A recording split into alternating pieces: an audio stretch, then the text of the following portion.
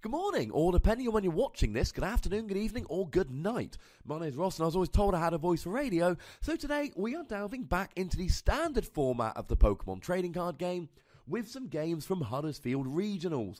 Now, I have put up 2 league challenges, one from Norwich, one from Sheffield, both in the standard format. I heartily suggest you go and check them out, and I'm going to be uploading a whole bunch of games from Huddersfield Regionals. Links will be in the description of the videos, so make sure you check all of them out, ladies and gentlemen.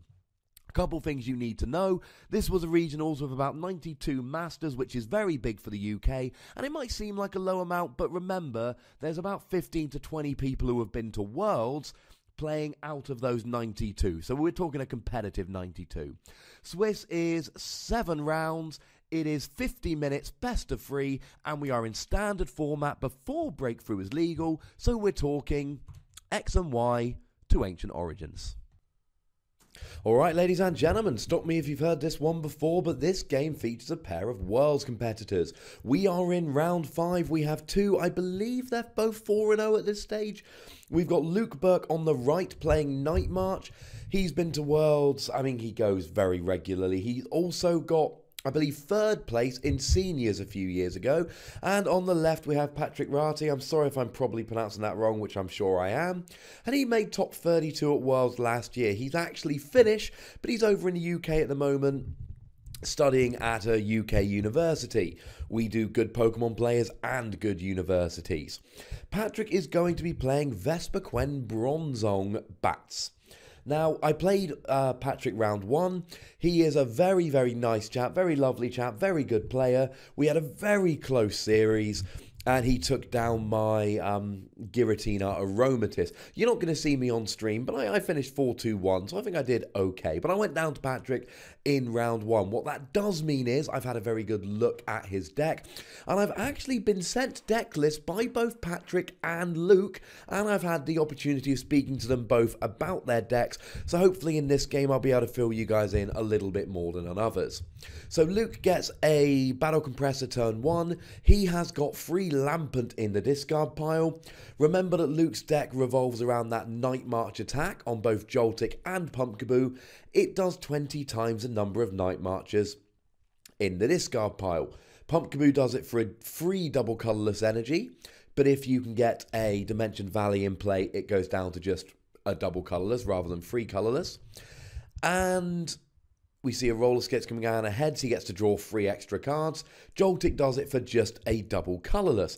And we see an Acrobike here as well. He gets rid of the Muscle Band and he grabs the Roller Skates. All of Patrick's deck has very low... Oh, and he gets another Heads. All of Patrick's deck has a very low HP, so he's not going to need the... He's not going to need that Muscle Band very much at all. Now, Luke's deck, he's already got 3 Pokemon in the discard, which means Night March will be doing 60 damage, and it looks like he's getting, I want to say that's a Hex Maniac and a VS Seeker in the discard pile. I could be wrong. It's what it looks like from here. Now, Luke is going to want a double colourless energy. He's not going to play it this turn until he's absolutely sure Patrick doesn't play a way to get rid of that double colourless energy. Luke, he's going to want to play a Hex Maniac this turn. He's going to want to play that supporter to turn off the abilities on Patrick's side of the field. He's already doing 60 damage with Night March. It's not going to take him very much to get up to doing enough damage at all. So we see the Pumpkaboo and the Joltik. We see an Ultra Ball coming down. This is what Luke's deck does. It revolves around being able to run through very, very quickly. He wants to Hex Maniac every single turn. Now, a couple things are going in Luke's favour in this matchup. We see he gets the Shame in there to draw more cards. One of the things going in Luke's favour is that Patrick is not playing any stadiums at all. What that means is that Luke is going to be able to get his first Dimension Valley down, and it's going to stick there for the entire game. Secondly, Patrick is playing a very unusual list, which basically revolves around Pokemon Draw. He's playing, I think, 3 Shaman. He's playing 3 of the Unknown that you discard and draw a card. He's really reliant on abilities, which means if Luke can turn off his abilities, he is going to have a much, much easier time. So we see a Battle Compressor coming down here. He gets rid of a Lysandra just so it's in the discard pile so he can draw it with Vespiquen later on. He gets rid of a Lampant. As I've said, Luke is only going to really want, I mean, maybe 120 if he's going to be knocking out the if he's going to be knocking out a Shaman. So getting those 4 Lampant in the discard pile means he's always hitting for 80. He drops a Pumpkaboo as well into the discard. And that means that he's going to be hitting for, 100 damage without really breaking a sweat. What's that on Luke's side of the field? I can't remember the name of it. It's going to come back to me in a minute. But it evolves into Milotic. And Milotic... Oh, and we see another Shaman coming down. Luke is still going on his first turn of the game. He's got Battle Compressors. He's got Acro Bikes. He's got Roller Skates. He's got Trainer's Mail. His deck is built to run through his deck. And why wouldn't it be, quite frankly? That's kind of the point. Yeah, I mean, that's what you're after. That's what he wants to do. That is the entire point of Luke's deck. He wants to run through his deck. It's a Feebas. There we go. And he wants to play I don't know if he's played the Hex Maniac. He might have done. I'm not entirely sure. So now we get another Trainer's Mail coming down from Luke, and you'll notice his setup is essentially perfect at this stage. He's got 2 Night Marchers down, he's got a Feebas there, so he can use the Milotic. He doesn't want to put down a double colourless energy this turn because he's worried about something like a Zerosic or an Enhanced Hammer coming down and getting rid of it. So he won't play the double colourless this turn. Maybe if he really gets a look at Patrick's deck and sees that he's not playing anything like that, he will be able to get around it. So we see another Roller Skates, and that's a Tails. He's now 1 out of 3, which makes perfect sense. And now we see the Hex Maniac.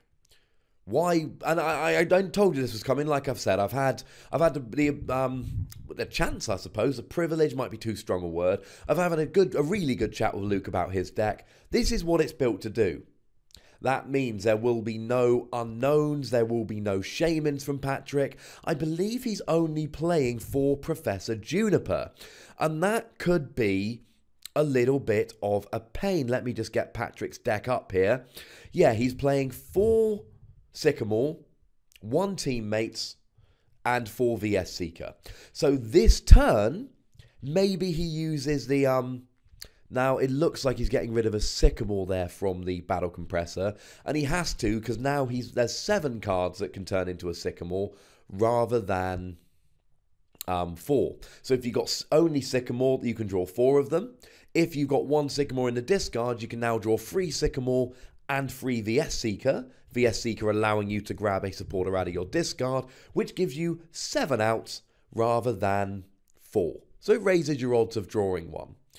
If he doesn't have a Sycamore, however, this is going to be a fairly uninspiring game. Now, it looks like he's got a couple of Combies on the bench. He's got a Bronzong in the active. And there's no switch in Patrick's deck either. He's just playing AZ. And he switches it over to Luke. This could be the start of a fairly quick game. These non-EX decks, you really want to take EX KOs if and when you can. And then you really want to just win the prize trade. So the first KO can be quite big. However, and Luke himself told me this week, if you get the first prize, it does give you the first opportunity to falter. But Patrick's going to need a Vespiquen and a DCE to get the KO next turn. Because otherwise, there really isn't very much that he can do. So we see a Trainer's Mail coming down from Luke. Luke's already doing 100 damage. He's got the KO this turn. So what Luke needs, he needs a DCE, he needs a Hex Maniac, and preferably some way to get the Milotic. I don't think I actually told you. What the Milotic does is Milotic essentially allows you to search your discard pile and put a card back into your hand from the discard. Now, it can be used for all we see in heads on Super Scoop Up, so he can reuse that Shaman, or he can just get it off the field to, give less easy KOs to Patrick later in the game. Now, obviously, not obviously, Luke's deck only plays 4 DCE. Obviously, that means the DCE are at a premium. And if there was an opportunity, and we see the Milotic coming down here, what's he going to get back from the discard? Might even get something like a Hex Maniac, to be honest. Looks like he's getting a Roller Skates, which is a potentially dodgy play here. If he hits Tails, he's wasted the Milotic. Oh no, it's an Acrobike instead, which makes a huge amount more sense. Gets rid of the Shaman, grabs the Ultra Ball. He's going to be looking to play something like an AZ or a Super Scoop Up sooner rather than later to try and get the Milotic into his hand so that he can then play the Feebas back to the bench and start the whole chain going again.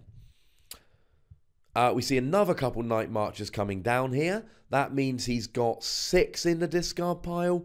He's hitting for 120. It means that he can even KO a Shaman in one hit, which is the most he's ever going to need to do to kind of end Patrick's day. Now, he would like to get a DCE to get the KO this turn. He's also going to really want to get a Hex Maniac. And like I've said, it's not imperative at this stage, but it would be nice if he could get the Milotic into his hand. It does look like he's got a Super Scoop Up. I saw a flash of a Piplup there. And here we see. But even with a Super Scoop Up, oh, and it's a Tails. Oh, he already had it. I was going to say he might want to reuse a Shaman, but he already had a Shaman. So, there comes a Roller Skates again. It's a heads. 3 out of 4 on Roller Skates. Pretty good. Now we can see he's got the DCE there in his hand. So he is going to get the KO this turn. He's doing more than enough damage to knock out that Bronzor. DCE comes down. And even with the 30 HP Joltik, you've got to think, what can Patrick do to get the KO? Oh, and there's another Hex Maniac, so another turn of no abilities for Patrick. Now, on my most recent podcast, week 171, Camerupt Might Be Good, I told you about the new Garbodor coming out and the impact that Hex Maniac might have in that who wants Garbodor when you can Hex Maniac every single turn?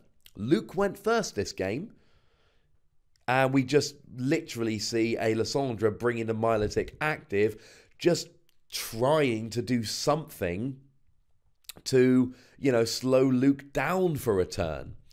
But as we've said, Luke is going to want to get that Milotic into his hand anyway. Now, one way to do that would be an AZ, but of course, if he picks up the Milotic using AZ, then he's not going to be able to play Hex Maniac, and he's not going to be able to sit there and block abilities every single turn. So there is going to be a bit of a... Oh, sorry, we saw another Battle Compressor coming down there, getting some more Pokemon in the discard pile. And this could be a very, very quick game here. Luke's already taken 1 prize. Patrick's down to 2 Combies. Luke's got everything he needs. Now, one thing Luke could do... I'll have to just very quickly double-check Milotic's retreat cost here. But Luke could potentially burn a DCE here to retreat the Milotic. Now, that's playing with fire, given that those DCEs are at a premium. But, when you got to look at the board state here. What exactly is Patrick going to do? Let's say Luke does use a DCE to retreat. If he gets a Hex Maniac going, what are you really scared of here? It's a Primal Clash Milotic, I should point out.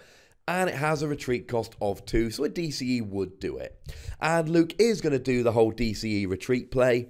And a VS Seeker comes down for Hex Maniac. And Patrick, probably not the happiest of people right now. He is just about to take his 3rd turn, and he's been ability locked every single turn. Now, Luke's down to 2 DCE remaining.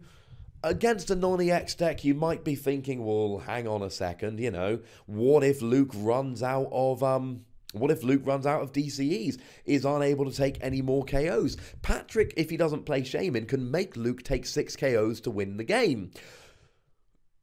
Anyone sitting there thinking Patrick's in a good position right now? He's down to a lone Combi. He's ability locked in a deck which really revolves around abilities.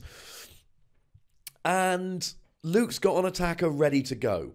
We see the evolution into Vespiquen. Now, if he's got a single energy, he can attack. If he's got a double colourless energy, he will have a KO here. But he doesn't. Remember, Vespiquen's got free retreat. That's how he managed to get the Shaman into the active.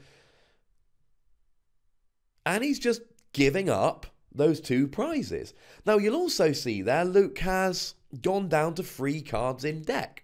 Now, Luke is one of those players. He's incredibly thoughtful. He knows exactly what's going on. He's got 3 cards in deck. He knows he's going to win before he decks out. He knows what's in his hand. He knows what's in his deck. He's worked through all the variables. He knows he's getting the win here.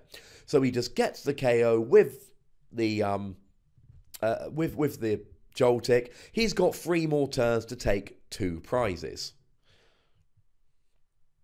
Now, I believe he hexmated that last turn was very, very quick. And it's weird, his first couple of turns were very, very long. Luke was playing card after card, setting up, getting everything going, getting prepared for the incoming beatdown. And then you get to that 6 bench Pokemon, it looks like.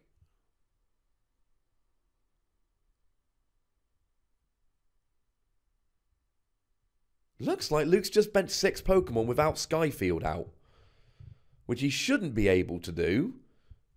I could, unless I've made it. It may well be that he put one down as discard pile or just to show or whatever. He might have just noticed it. I can't hear the commentary. Maybe a tiny little misstep from there, Luke. There were 6 bench, or at least it looked like there were 6 bench Pokemon. If anyone's watching this and saw an explanation for that, or if Luke or Patrick's watching and knows what happened, stick it down there in the comments. Now, here's the good news for Patrick. He is going to go first in this game. He's going to have at least, as a bare minimum, he is going to have 1 turn with abilities. That's good.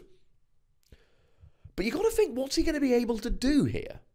Now, he's not playing any Forest of Giant Plants. The only real attacker, I know he's got a couple of Shaman in his deck. And to be fair, Shaman can take down the Joltik. And it might come down to that to him, to be honest. Because he doesn't want to leave the Shaman out. So maybe he can kind of bench the Shaman and then immediately Sky return to KO the Joltik. But one of the kind of the issues here is, what does he do? He knows he's not getting if he goes first, Luke's getting the first attack. And then maybe on turn 2 he can even up the prize trade. He knows that after, he saw how Luke's deck ran. Luke's deck is ridiculously consistent. He knows there's a fantastic chance he's going to be ability locked every turn, apart from turn 1. So, what does he actually do here? And I'm not sure there's much he can do.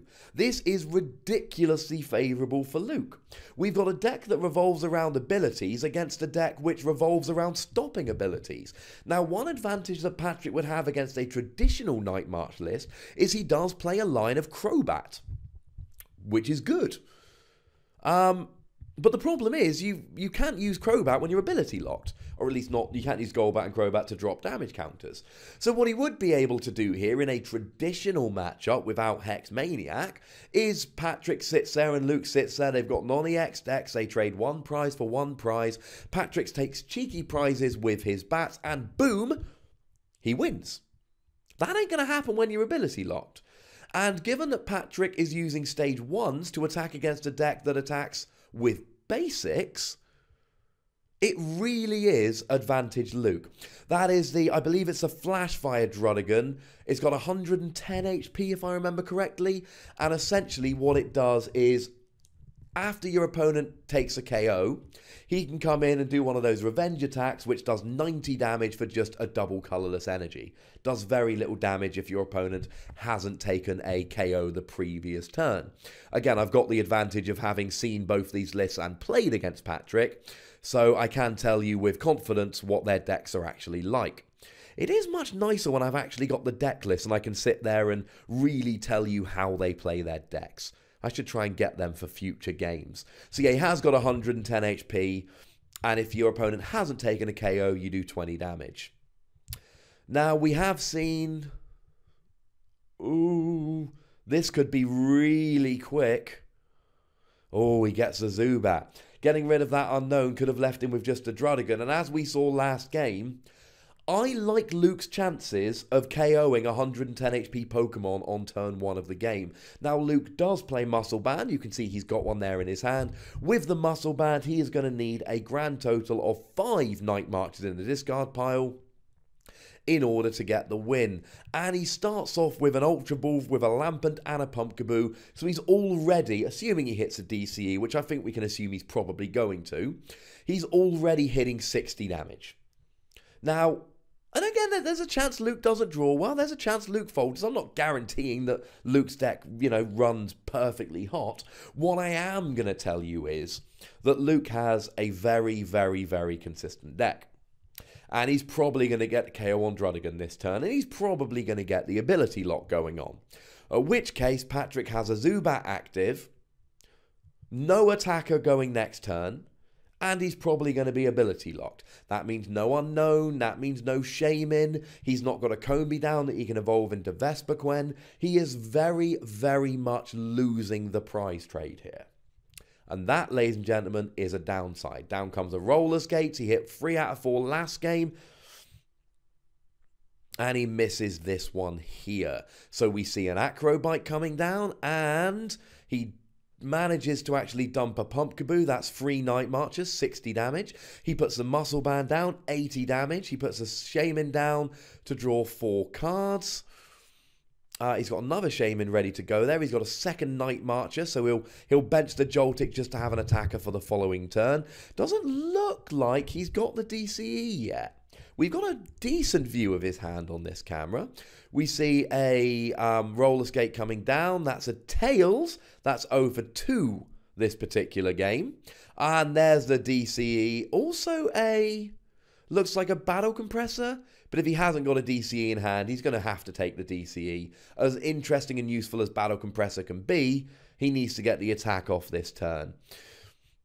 Now there goes a Super Scoop Up, and he hits a Heads. But he's, that's his first head out of 3 flips this game, so, There it goes down. There goes a Shaman, drawing 4 cards. Hasn't got the KO yet. I believe we're stuck at 80 for the time being. We need 2 more Night Marchers, which is why Luke paused when he saw the Battle Compressor and the DCE from the Acrobike.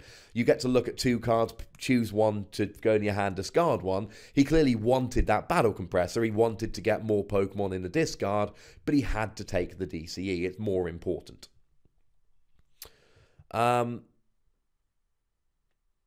Now, annoyingly, he now ends up with a DCE in hand, so actually the Battle Compressor, in hindsight, would have been the better card to take. As always, at the time, he made the right play. It just turned out not to. Had he made the wrong play and taken the Battle Compressor, it would have worked out well for him.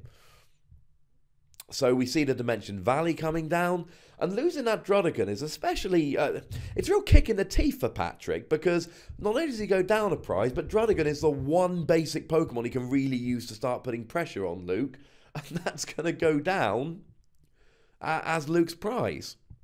Now, oh no, here's an interesting one. Now, I can only assume Luke has realised he's not going to Hex Maniac this turn. Because he's not Hex Maniacing, he's played a Lysandra. So we know there shall be no Hex Maniac.